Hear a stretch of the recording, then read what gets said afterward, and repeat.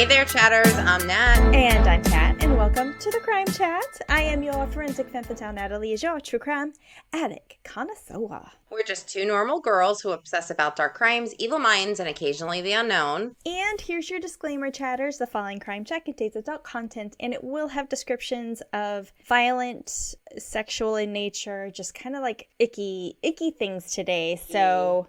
Your listener discretion is advised. Well, you have been warned, and before we get in today's crime chat, Kat, what have you done? Well, Happy New Year, chatters!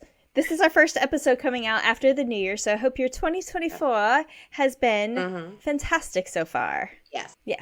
So I did tell Chris, I think last time I mentioned that I watched the Daryl Dixon. So I told him I watched it, and he's like, you watched it without me? And I was like, we were watching Frasier. Like, that's the only thing he wanted to watch. And I mean, granted, Frasier's good. So I was like, you're working. I'm like, what do you want me to do? Like, not watch anything? Because then I named the other two things I'm going to talk about. But before I do that, he's seen 4 out of the 6 episodes, loves it. Okay. And I think we're probably going to watch the last 2 episodes probably somewhere between tonight and tomorrow. And that's on AMC. That's not on Netflix, right? Right. Well, yes. AMC Plus. Okay.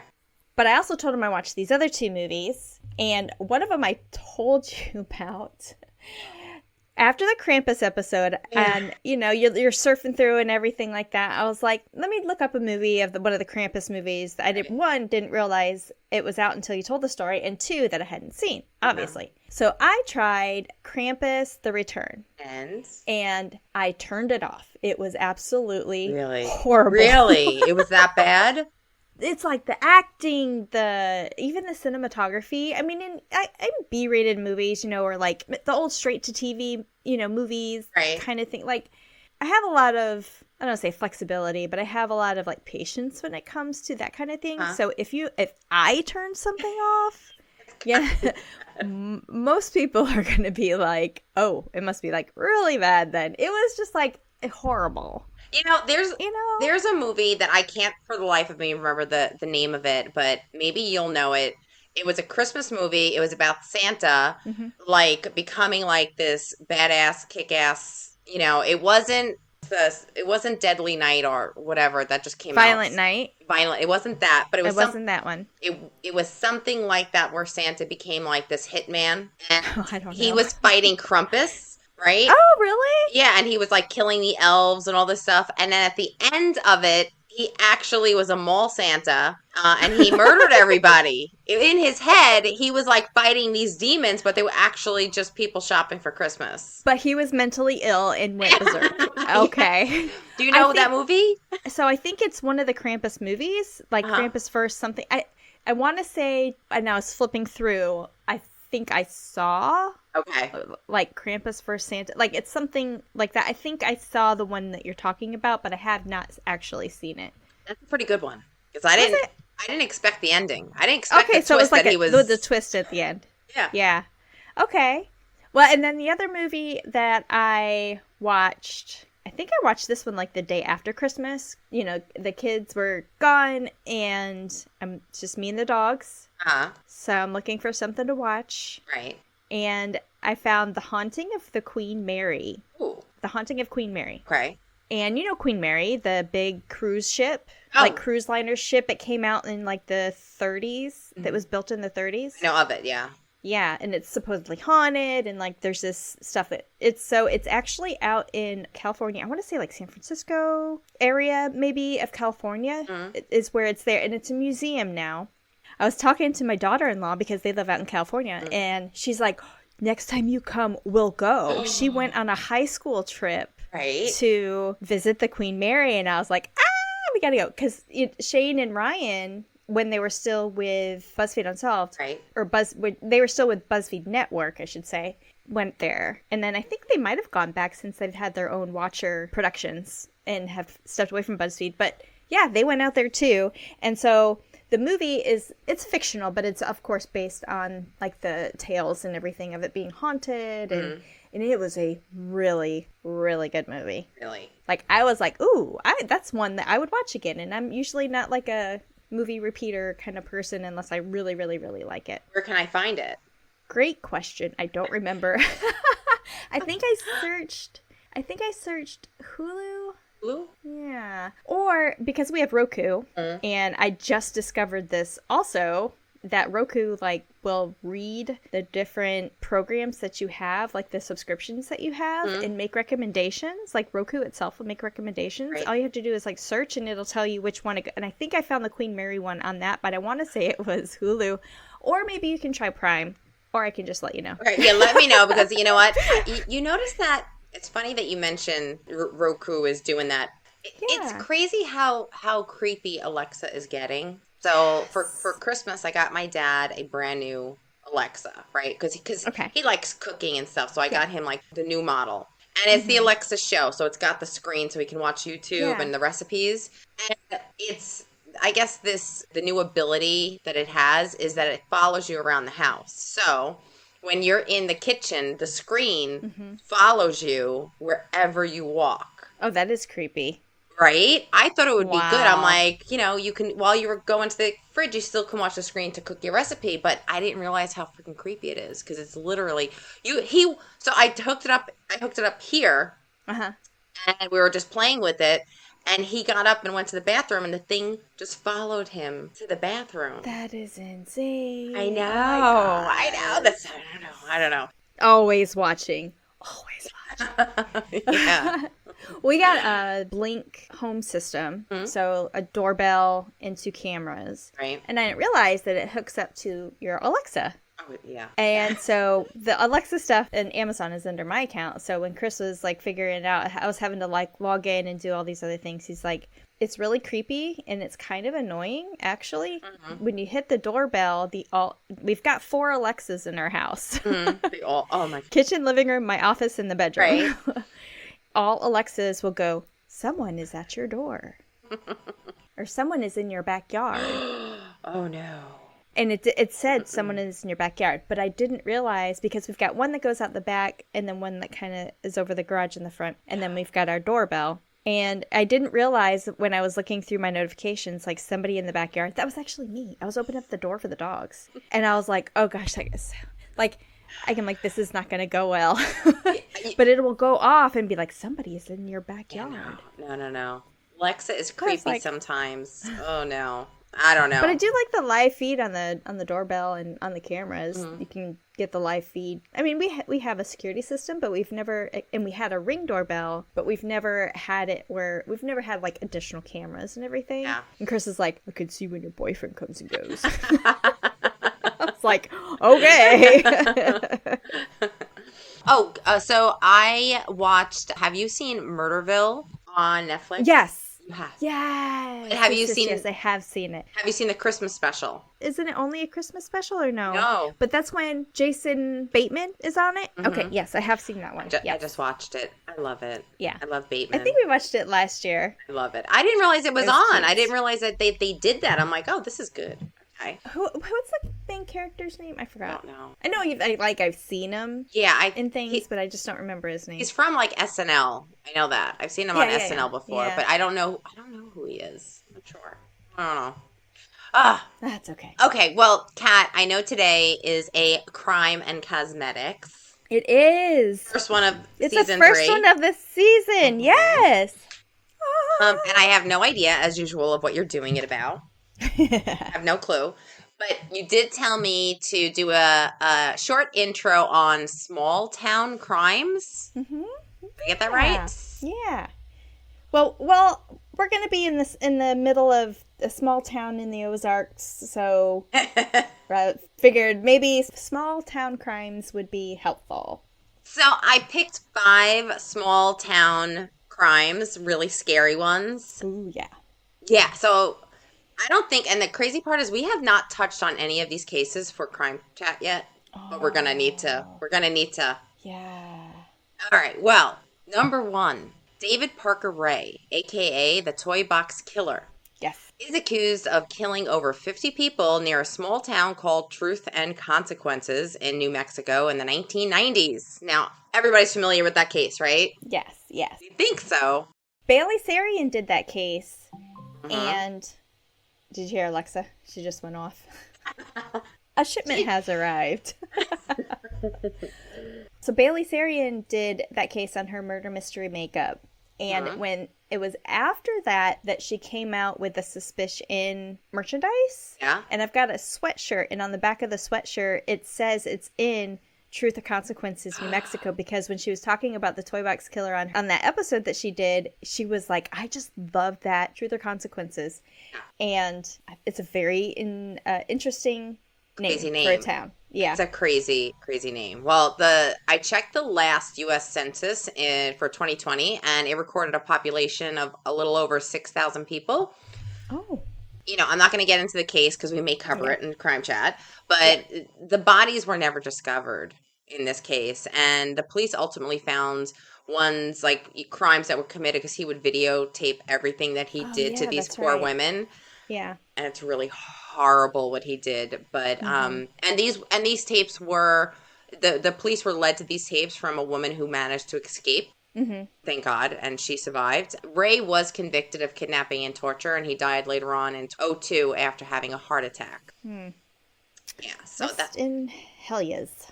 Yes, we should definitely do. If we do that case, that's a good one. We should do that case, and we should do the intro on Truth and Consequences. Like, do the town, and then you do the murder.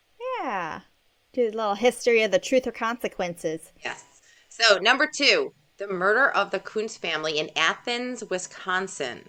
A town only around 1,000 people became creepier and creepier as the details were unearthed. Now, in 1987, 3 elderly siblings and their 30-year-old nephew were murdered by gunshot to the head. On their property in the middle of the night. Kenneth Kuntz, another nephew that lived on the property but ended up discovering the 3 bodies, he also noticed that his mother Helen was missing. So another person, 4 people. When police arrived, they soon discovered the family had been hoarders.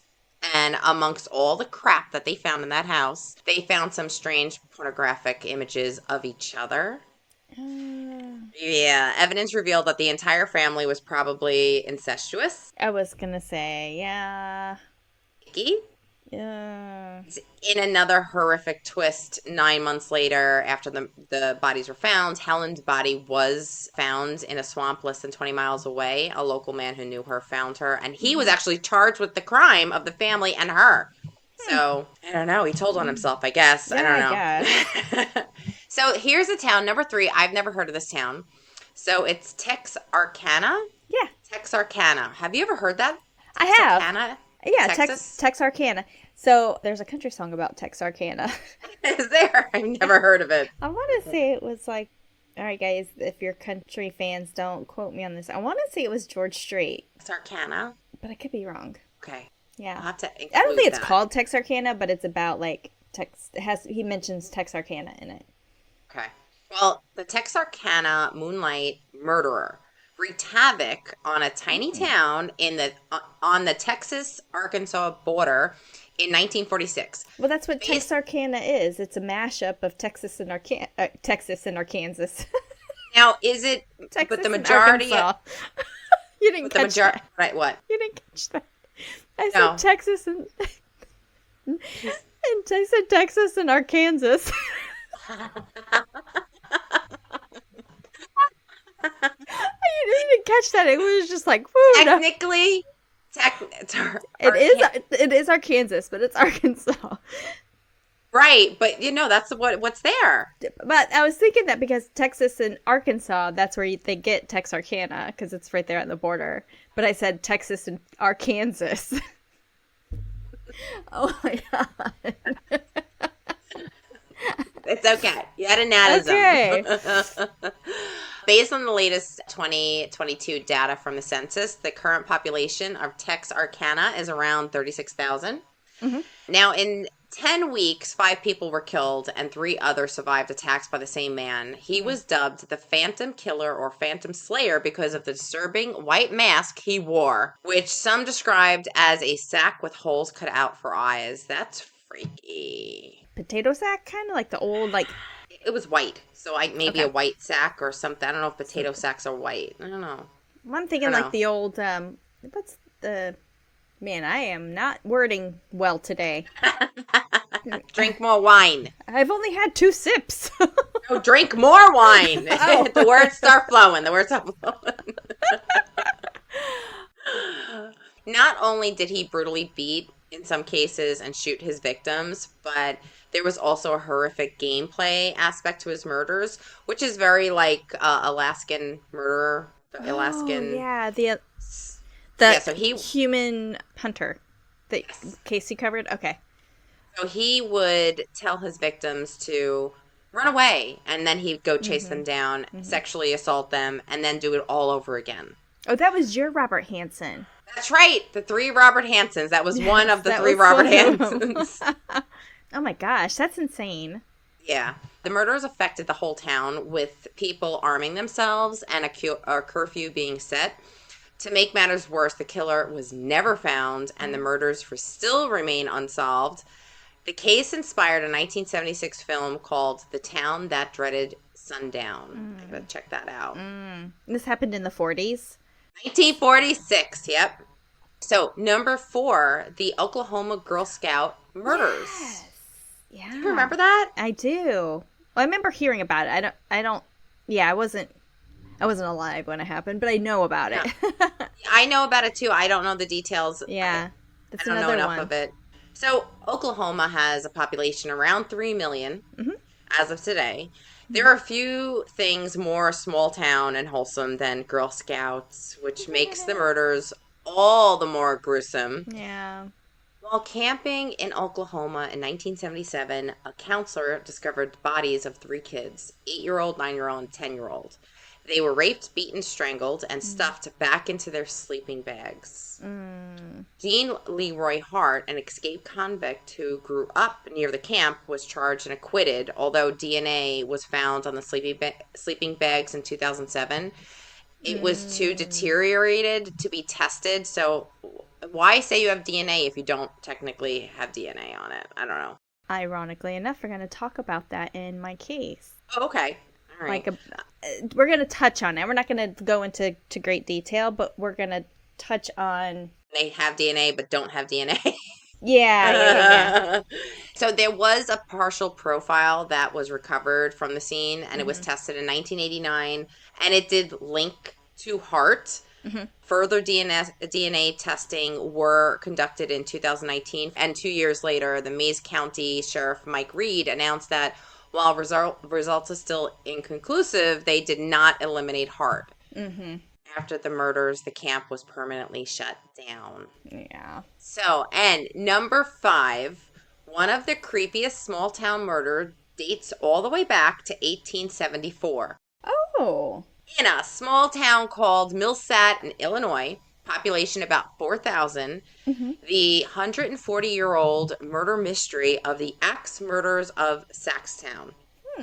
The entire family was killed in a single night, grandfather, father, mother, and 2 children, brutally murdered with an axe, and the killer has never been found. I think I know of this story. It was like they found in like the barn. Yes. And they were like covered on top of each other, kind of. Yes. Yeah. I remember that one.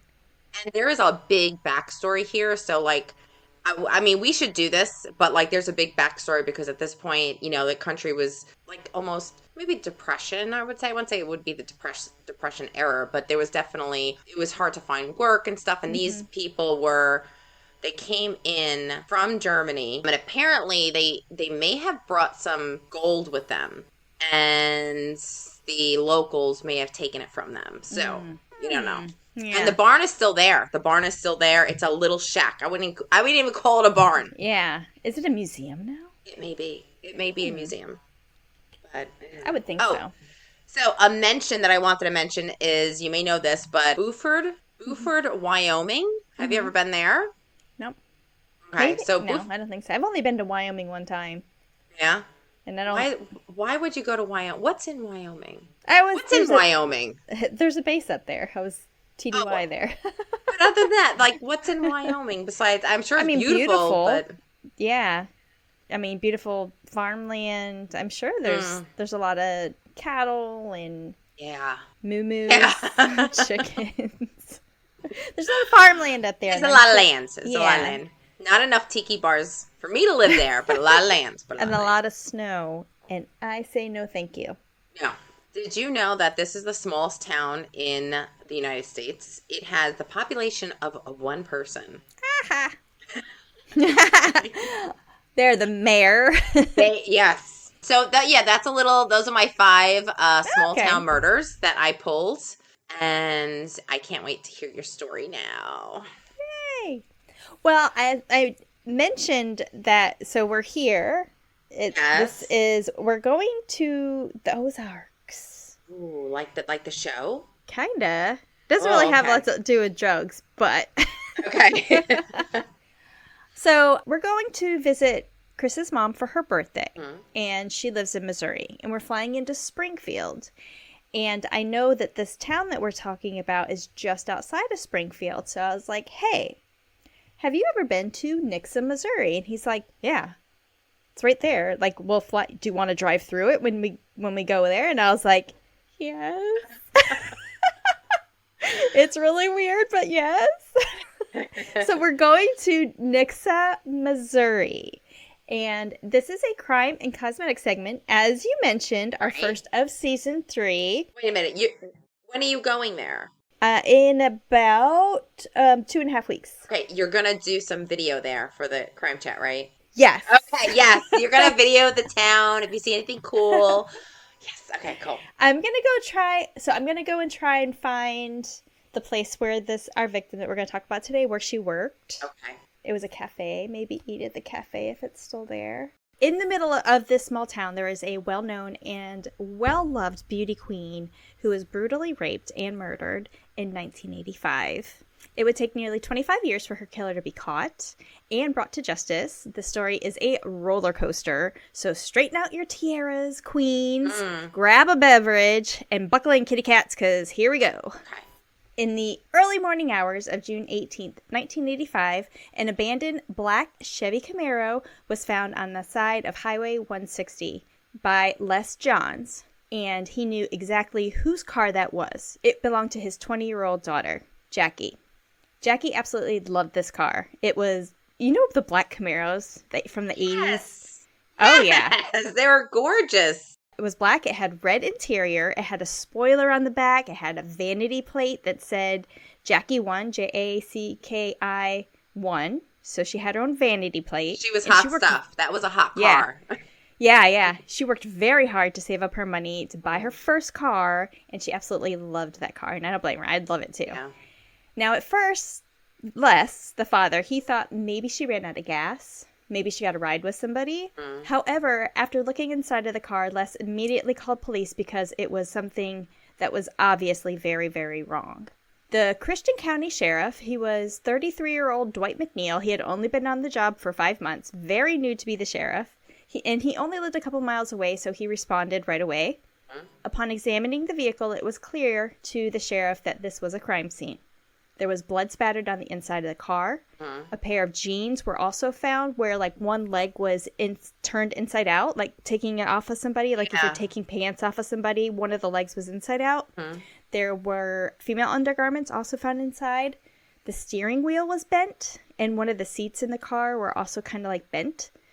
McNeil thought that it was clear somebody had been seriously injured or killed as a result of the amount of blood that was found inside the vehicle.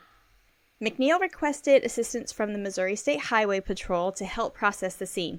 Now, the Sheriff's Department had McNeil, the sheriff, and 5 deputies and covered 600 square miles. So this is very small, very limited resources, and they needed the help. Sheriff McNeil also knew Jackie personally and the Johns family. And he really wanted to get down to the bottom of what happened. But whatever did happen, it was violent. They needed to be thorough in their search and collect as much evidence as possible.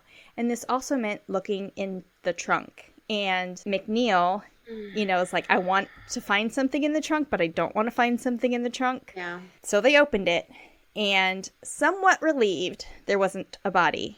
However, there was a bumper jack.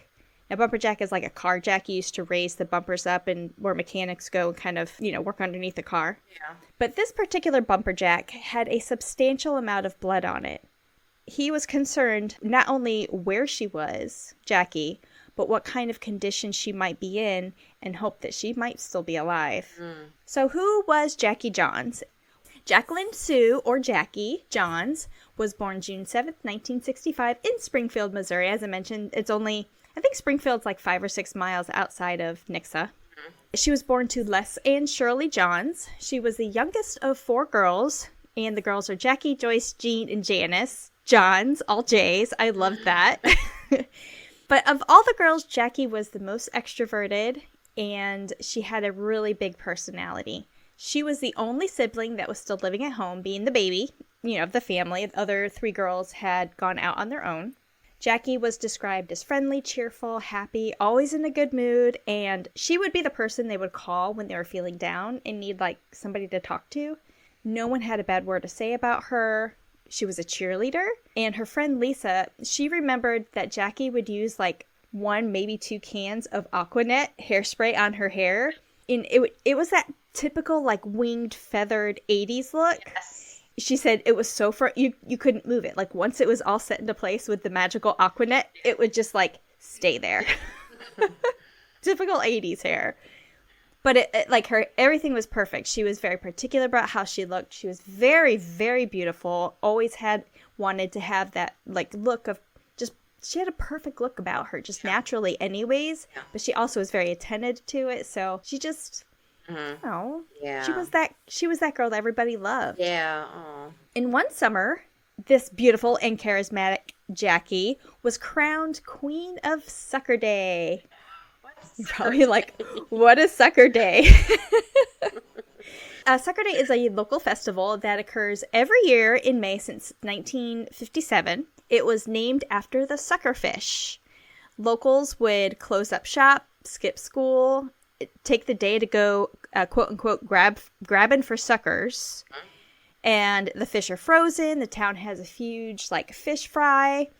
It's just a really big celebration. Right. And when Jackie won in the early 80s, she led the parade. And on the drive, there's a picture of her in the car with 2 of her friends. And she's leading the parade down the main street. Yeah, it sounds adorable. I love small towns just for this stuff. It's just awesome. Now, Nixa, it's a rural I can't say it. Nixa is a rural cattle ranching community in the heart of the Ozarks. It's so small that it was a huge deal that Jackie would not just be crowned Sucker Day Queen, but also being part in leading the parade. So this is a really, really big deal. Now, the 20-year-old Jackie, she works as a waitress in the Nixa Sale Barn Cafe. So this cafe used to be attached to what they called the sale barn, and the sale barn is where they had cattle auctions to sell cattle. The sale barn is now adjacent to it. It's not in the same facility as the cafe, but the cafe is there, and Jackie was a waitress there for quite a while. A lot of people knew her, and this is where she met Sheriff McNeil. Jackie always served her customers with a smile, and she was favored by many, many patrons. She did have a boyfriend. His name was Cody, and he worked at the sale barn selling cattle, right adjacent across from her. He was described as quiet and was a few years older than Jackie. He was currently in the process of getting a divorce when they were dating. It wasn't finalized yet, but Jackie was absolutely smitten for Cody. Yeah. The night before Jackie's car was found would have been June 17th, 1985. Jackie was working, and it was a really busy night. She did manage to call her friend Lisa, the one that was saying about the Aquanet hairspray, and said, "Hey, Lisa, when I get off work, can I come pick you up?" Lisa asked her mom, and her mom said, no, you know what? It's too foggy outside. There's liable to be a murder. Lisa often thinks that if her mom would have let her go, that Jackie might still be alive. Wow. Can you imagine? What a weird thing to say, though. Yeah, because it was really, really foggy that night. And it was kind of one of those nights that people who make it hair stand up on their neck kind of thing. You know what I mean? Yeah, it's funny how her mind did go straight to murder. She would have been besties with us. Yeah, maybe she was a true crime fan. So Cody showed up the end of Jackie's shift to the cafe. They spoke to one another outside, and then Jackie said goodbye to her boyfriend, co-workers, and left the cafe alone to go home. Right. On her way home, she stopped at a 7-Eleven convenience store. One of the items that they found in the car when they were doing the search was her receipt from the 7-Eleven, so that kind of helped the investigators with a timeline when witnesses say that she left the cafe, the time that she stopped at the 7-Eleven, at least kind of give a little bit of time frame of when she was last seen and how long she might have been missing. Right. The clerk at the 7-Eleven said that, well, he knew Jackie, and she was acting like her normal self. There was no sign of distress. It wasn't like somebody made her go in and, take cash out or go buy food or buy drink or something. Mm-hmm. And her house was only about 5 minutes away. This is, like I said, Nix is very small. Yeah.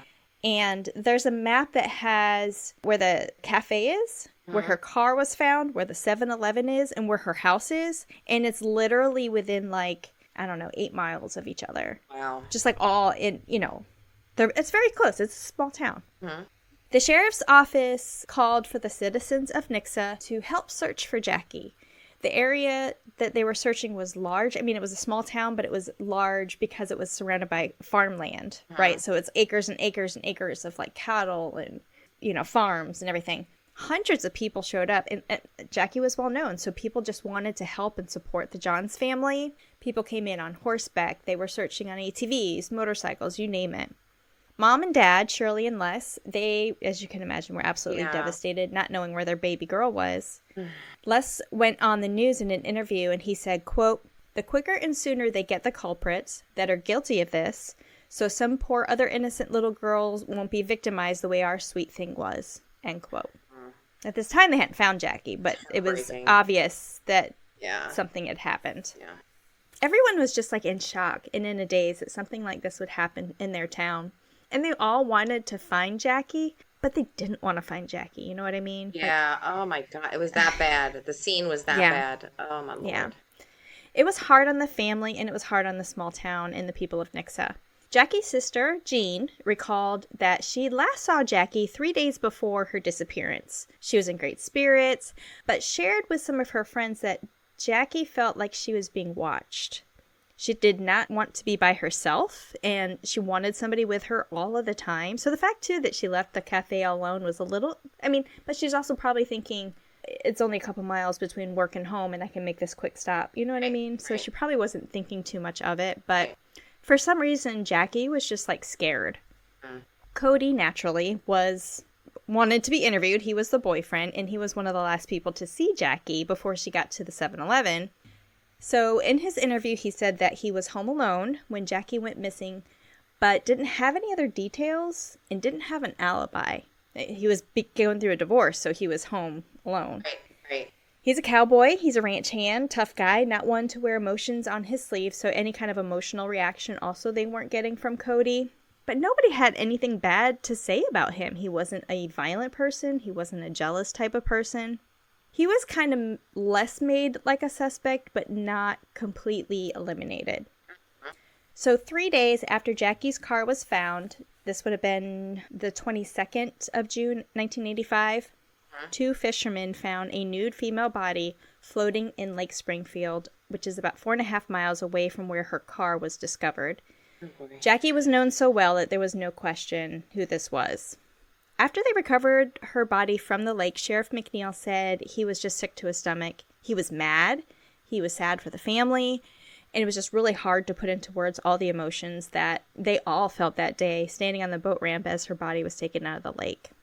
Sheriff McNeil also had to make the treacherous trip to the parents, Les and Shirley, which was one of the worst experiences you can have as a law enforcement officer, to make a death notification or to talk to a family members of somebody who has passed away. It's very hard. So, especially when you know them on a personal level, it makes it even harder. Yeah. Law enforcement did not want them to see Jackie's body. She had been in a lake for a few days. So instead, they cut off her rings that were on her fingers, and her sister Jean was the one to kind of positively identify that was her property, particularly one ring that Jean gave to Jackie for her birthday, which was just a week and a half before. Oh, my God. So after Jackie was murdered, Jean also said the family just never the same. Now, the autopsy revealed that Jackie died from blunt force trauma. She also had been raped. Puncture wounds to her head were consistent with the bumper jack that was found in the trunk. They also found semen, which was miraculously discovered because of the time frame her body had been in the lake. They were able to pull semen from her body. 4 days after her body was found, she was laid to rest. Most of the town showed up, and they held the funeral or memorial services at the Jim High School. It was standing room only. It was just jam-packed. Yeah. The police videotape people coming in and out naturally, because a lot of times the offenders will show up and watch, kind of see things for themselves. But nobody looked out of place. Nobody stood out to them. Employees from the cafe and the regulars that were there were interviewed by multiple police officers. The police officers were conducting multiple interviews with as many people as they could. But there was one customer from the cafe, one of the regulars, that just kind of stood out. He was seen acting strange around Jackie on multiple occasions. And Jean, Jackie's sister, said that Jackie was really creeped out by him. Ooh. He brought her flowers. He brought her candy while she was working at the cafe. Yeah. And this was the only person with any type of, unusual activity that law enforcement could find. But he had an alibi. Oh. He was in jail in another county. Oh, okay. So he was eliminated as a suspect. I was like, oh my gosh. He's where he belongs then. So, desperate for leads, they set up a hotline for tips on this case, hoping that somebody saw something suspicious that night. But it didn't take long. They started getting a couple leads. 2 men who were getting gas at the 7-Eleven when Jackie stopped witnessed a distinctive pickup truck that was backed up at a bank parking lot, which was across the street from the 7-Eleven. Uh-huh. It was a powder blue 1960 Chevy model Cheyenne. It had aftermarket custom wheels on it. So the odds that there was a powder blue customized 1960s Cheyenne pickup truck in the area, there's two. It's very slim to none, right? People are going to know who drives that. Uh-huh. So McNeil hoped that this would be the break that they were looking for. They believed that the truck belonged to 28-year-old Gerald Carnahan, the son of a prominent Nixa businessman who was from a wealthy and well-connected family. Everyone's pretty familiar with the Carnahan family and said that Gerald was clean-cut, professional-looking. And then he came that way when he went to the office. He was very cool, calm, collected, and told police that he would do anything to help. He denied being parked at the bank that night and said that he was at home with his stepdaughter, Sarah. His wife was out of town on a business trip, so he took his stepdaughter out to dinner. When they got back home, Gerald said he never left the house again, and he remembers when he got home because the 10 o'clock news was on. And then Jackie, don't think she got off of work until after 10. But the stepdaughter also was interviewed, and she said she was confident that she would have heard Gerald if he had left again, and her testimony was that he never left. I would have heard if he would have left, and basically confirmed that Gerald was home the whole night. However, investigators did notice some interesting abrasions on his hands. Okay. Now, Jackie was familiar with the Carnahan family. She worked for them for a short time, but she quit after Gerald continuously hit on her and tried to pursue her even after she left. Coworkers and others who knew Gerald described him as a manipulative man who always had a way to get what he wanted. He would also sometimes go into rage over little things, like if someone parked in his parking space at the office. Gerald was not really well liked, but was well protected by his family's fortune and his prominence, and his family's prominence essentially in the community. Then they got another call, another witness, Gerald's brother, who also said he saw Gerald's truck that night out after Gerald said that he was home. So Highway 60 is where Jackie's car was found. Right. The convenience store is on the same road. The cafe is on the same road. So once you're leaving the cafe going towards the convenience store, it makes a hard sweeping curve to the left. At that curve, there was a huge hayfield. Past the hayfield on the right was Gerald's parents' home and then the Johns family home. So they also Gerald's parents lived right next to where the Johns family was as well.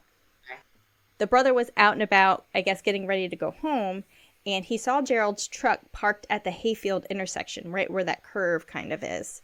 Gerald asked his brother not to tell police that he saw him and that he was out.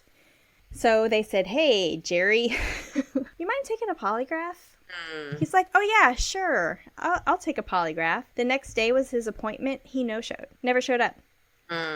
So now police are like, okay, we're really suspicious about this guy. But they just didn't have any proof, right? There was a lot of circumstantial things that were very questionable and very something just wasn't adding up. Yeah. But there was no direct evidence. And this was before DNA comparison, before those types of forensic advances in technology. And then they try to find him. Sheriff McNeil finds out he was about to go overseas.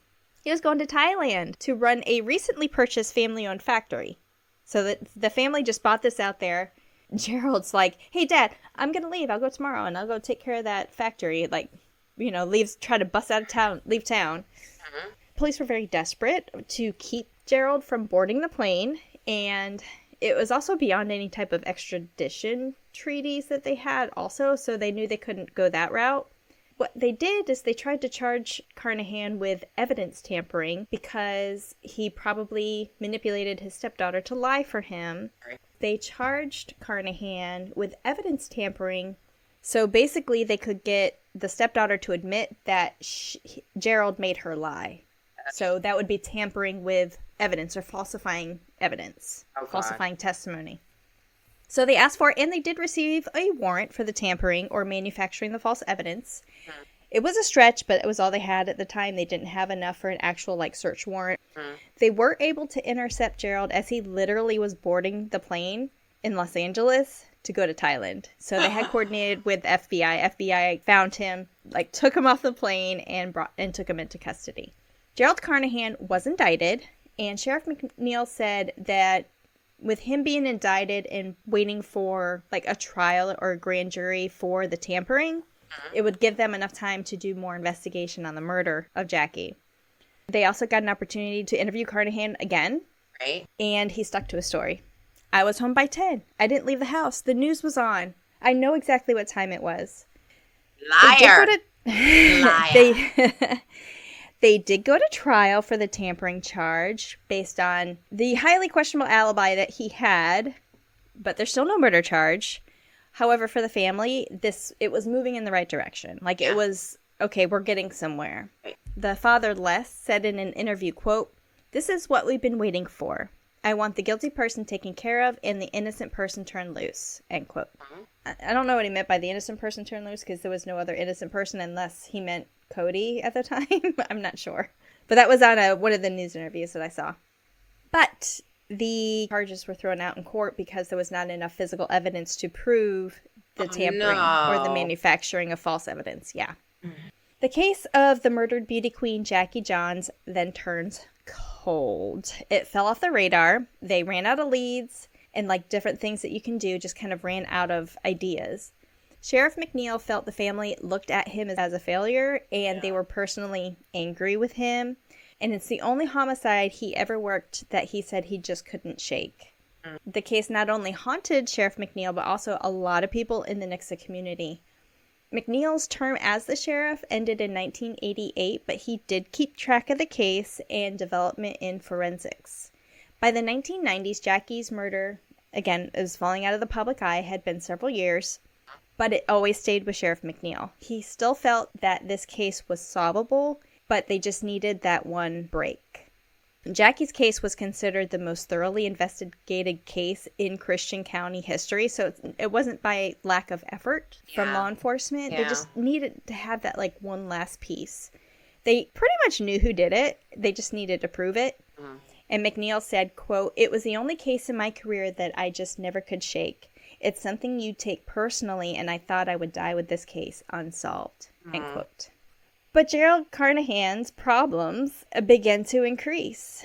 In November 1992, his wife, Pat, asked for an order of protection stating Gerald was, quote, "abusing several antidepressants and getting drunk every day. He had begun waving a pistol while he staggered around their home. He attacked his wife with a hot iron. He ran over Pat's foot with a car. He vowed he would not kill her because a quick death she wouldn't suffer enough, and he wished that he could give her a sexually transmitted disease," end quote. And all that was in the protection order. A whack request. job. Okay. Yeah. Pat did end up dropping the order against Gerald, but she did divorce him. I don't know when the divorce was finalized, but they did divorce. Forward to March of 1993, it's been 8 years after Jackie Johns was murdered. An 18-year-old was walking down the street when Gerald Carnahan attempted to kidnap her.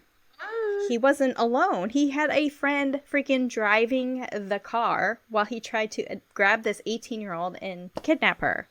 Basically, I mean, if you don't have an idea, he had a sense of, like, he's untouchable. Like, they know I killed her, but they can't prove it. So, come and get me, guy. I'm getting Murdaugh vibes. Yes!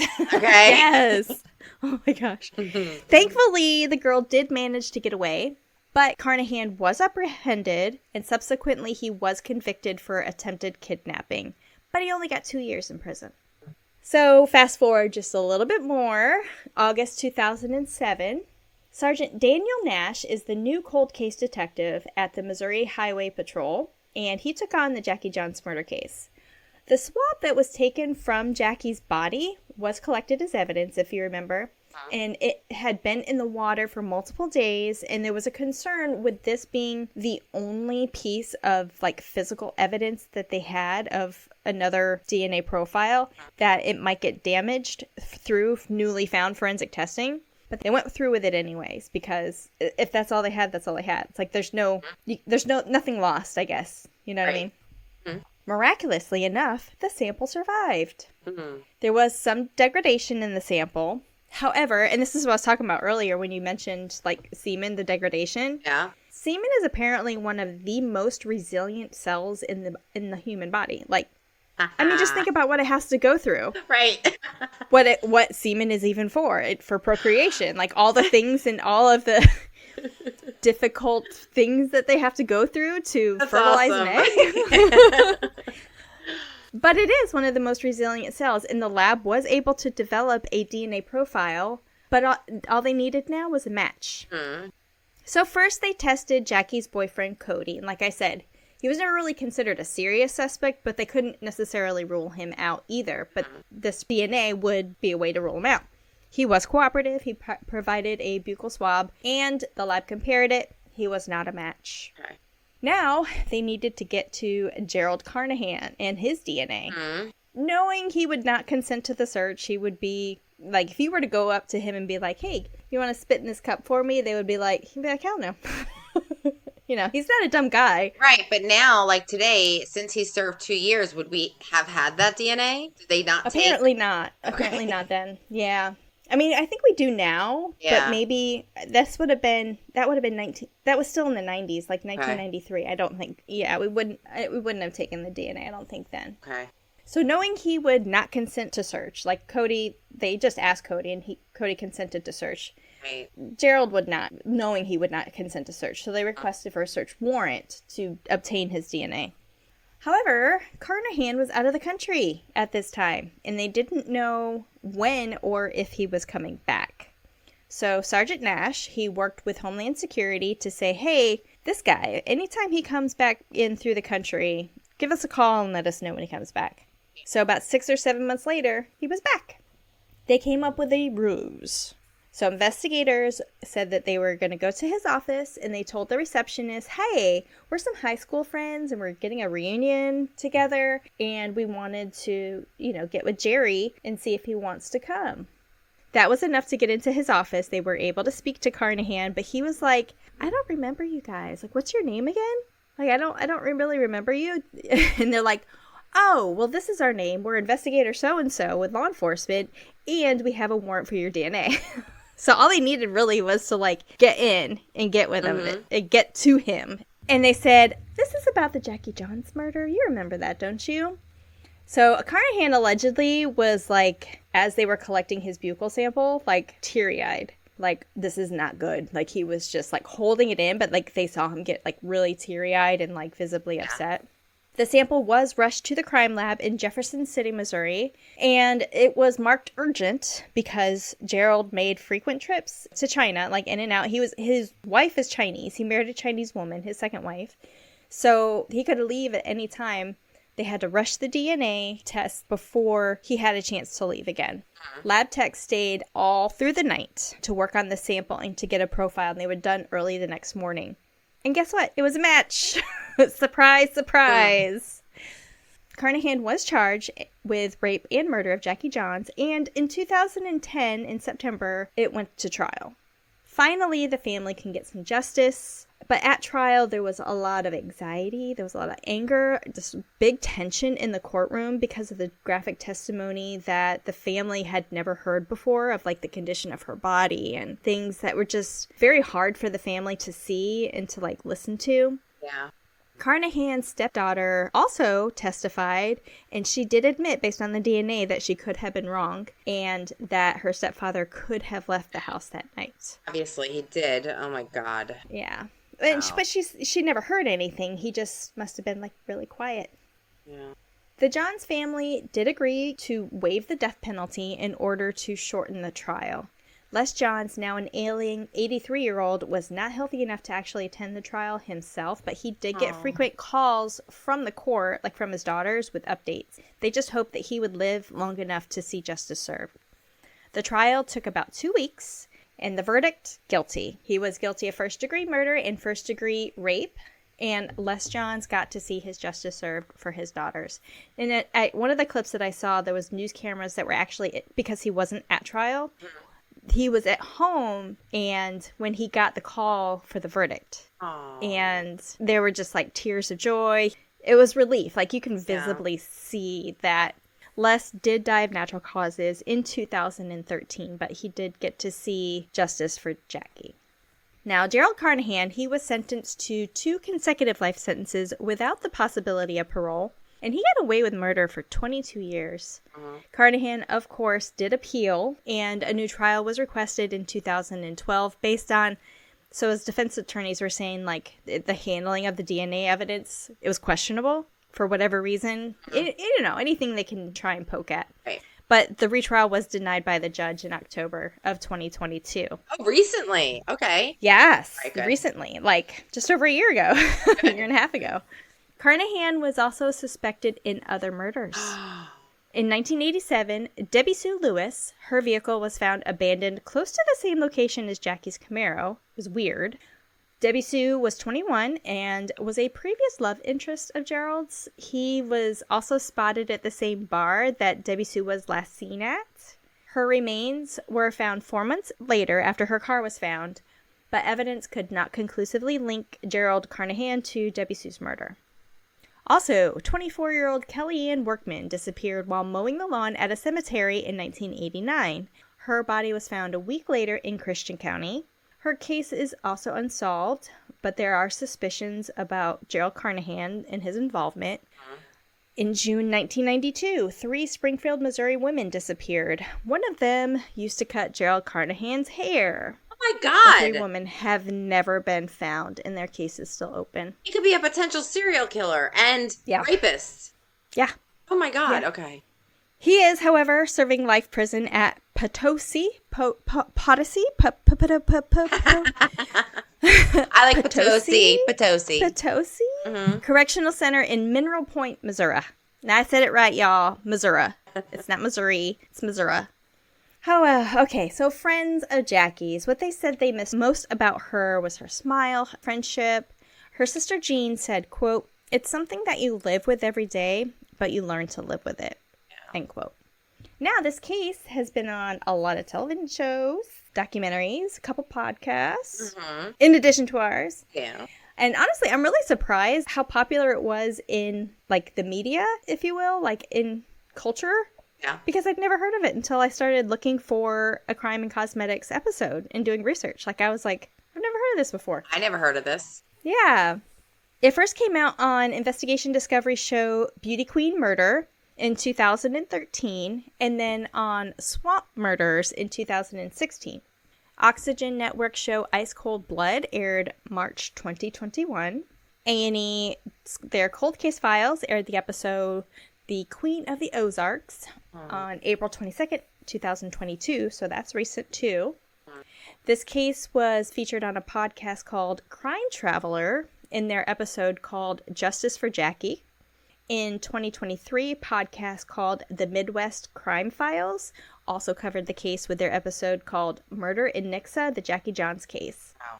And then lastly, there is a Facebook page dedicated to Jackie Johns. It's called Jackie Johns Memorial, honoring Jackie, and it appears to be ran by like her family, and I've seen the sister Jean, maybe the one kind of running it, but it looks like it's ran by her family. So many comments on there. People are sharing memories of when they knew Jackie. Every year for her birthday, they're wishing her a happy birthday. And it was very touching just to kind of look at some of that on there. And I think that's awesome. But that is our Crime and Cosmetics episode for season 3, our first one. That is really sad. That's the saddest Crime and Cosmetics I think you've ever done. Like that. It was pretty That's sad. A really sad case. Oh my God. Yeah. Aww. But she was beautiful, guys. So check out our Patreon. We'll have... There's a bunch of pictures that I got. You can also check out the Facebook page dedicated to Jackie Johns. And she's just a beautiful girl. Yeah. And totally 80s look. You know, you got the wings and the feathered. And she sounds amazing. She sounds like she was the perfect sweetheart. Yeah, I was raised in the 80s, so I know the big hair. And I remember the car. And if you had the big hair and the car and you were... Oh, she was popular. Everybody loved her. Like, nobody had anything bad to say about her. She was just... She was the Nixa queen. Yeah. You know, she was the Nixa beauty queen. And her parents, I mean, all of the sisters, like, they were all very close. But Jackie was just the most outgoing and adventurous and extrovert and she might have been more the wild child, but she was the baby. Yeah. She was the baby of the family. And the parents treated her as the baby of the family. And her sisters loved her. And she was well loved in Nixa. Rest in peace, Jackie, and Les. Yeah. Rest in peace. Yeah. Thank God he was able to see justice for his daughter, his baby girl. Oh, you're gonna make me cry. 'Cause now I gotta go to the Facebook. I gotta show my support, and I gotta go check out. Oh my God. Yeah. When I go to Missouri in a couple weeks, we're gonna go by Nixa. Yeah. We're flying into Springfield, and not like it's out of the way. Yeah. Aww. It's right there. So, yeah. Take videos, take pictures, whatever you can. Yeah. Whatever you could do without screwing up your holiday. Sneak in as much as you can. And thank you for that. Thank you for that Crime and Cosmetics. Kicking it off this year. Thank you. And then, like I said, straighten out your tiaras, queens, because it's a roller coaster. It's a rough one. You know what? I think from now on, we probably should start wearing tiaras for these episodes. Wanna? Let's do it. I gotta buy one. I know you have one, but I don't have one. I gotta buy one. All right, I'll go to Amazon. I'll order a tiara. All right, well, because we don't leave you hanging, for more information on this case, please check out After That Crime Chat, only available on our Patreon. Yes, there's pictures, there's news articles, the pictures of Jackie, pictures of Gerald Carnahan, pictures of Les when he was on the news, and all of the references including all the episodes that I mentioned, or all the different ways that it's been covered, they're going to be all on that After That Crime Chat. So don't forget to follow us, Crime Chat with Nat and Kat, on Facebook, Instagram, YouTube, TikTok, Twitter. See what we got going on. Remember, Crime Chat with Nat and Kat, when you become a VIP chatter to our Patreon, you'll have access to bonus episodes, behind the scenes, bloopers, and free merch. And check out some Season 3 merch in the works. Yes, be sure to tune in to our next episode next week.